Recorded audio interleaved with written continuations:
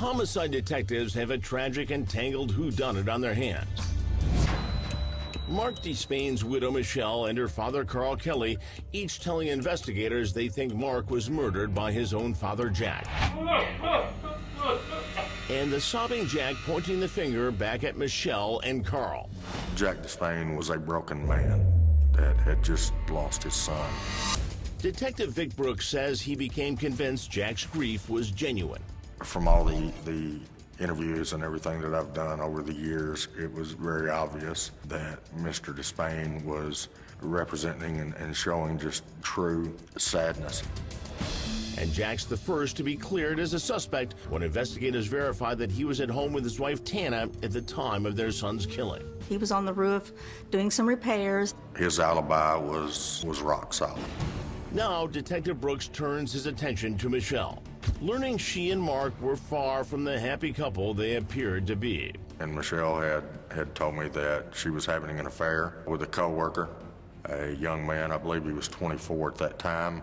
Marc did not know about this. I mean, nobody knew that. Nobody knew that. Nor did anybody know Michelle, who is 33, had her 24-year-old secret young lover living in style. She was paying his rent.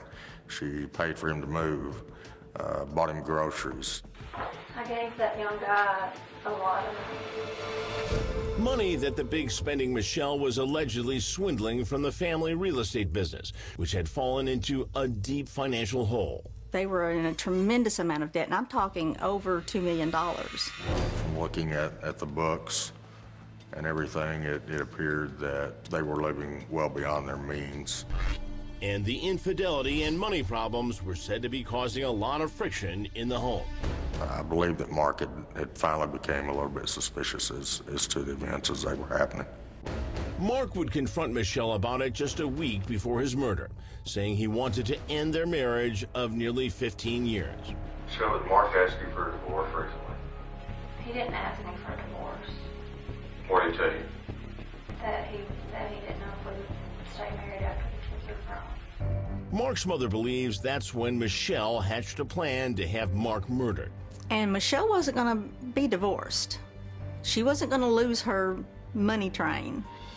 And investigators uncover stunning evidence to support that theory. A total of $1 million that Michelle would collect from 2 life insurance policies in the event of her husband's death. It was greed. It was money. It's always about the money with Michelle. But investigators can't prove Michelle had Marc killed until they get a surprise tip. The tip was very important. It was actually the piece that broke this case. An anonymous caller identifies a man who'd been boasting he pulled the trigger in the Marc Despain murder. Terrence Barker, street name Quelo. I didn't shoot no.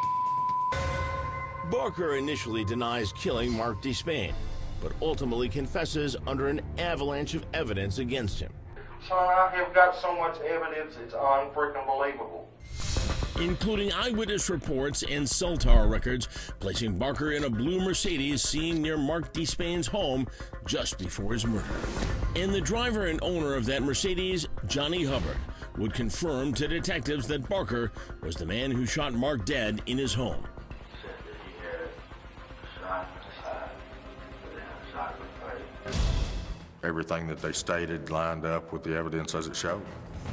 Detectives discover that Hubbard was one of Marc's tenants, and that Michelle's father, Carl Kelly, had approached him about killing his son-in-law. If you don't do what he tells you to do, you get on the street. Oh, well, all right, yeah. But Hubbard says he instead passed the job along to Barker, a known criminal for hire. Terrence Barker's statement is that Carl Kelly provided him with a firearm in order to do that with. But detectives say Michelle appeared to be the one calling the shots. Terrence Barker, he stated to me that she was giving play-by-play to her dad.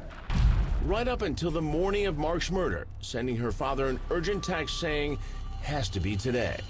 Carl would reply, "Okay, can you get him to lunch?" And detectives say this surveillance video was part of that lunch date, which shows Michelle luring Marc away from his home office long enough for Carl to let Barker into the house. And detectives say Michelle would pretend to be shocked to find her husband's body lying in a pool of blood. What happened to your husband, ma'am? He's dead.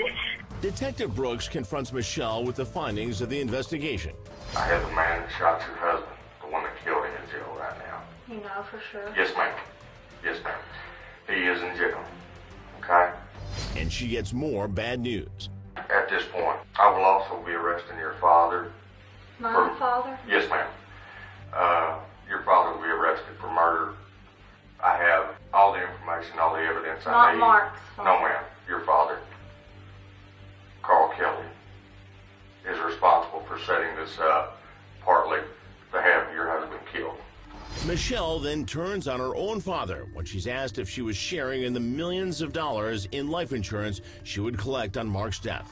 The implications are, and everything else that's been gathered, this money's supposed to have been coming from you. He's greedy and lazy.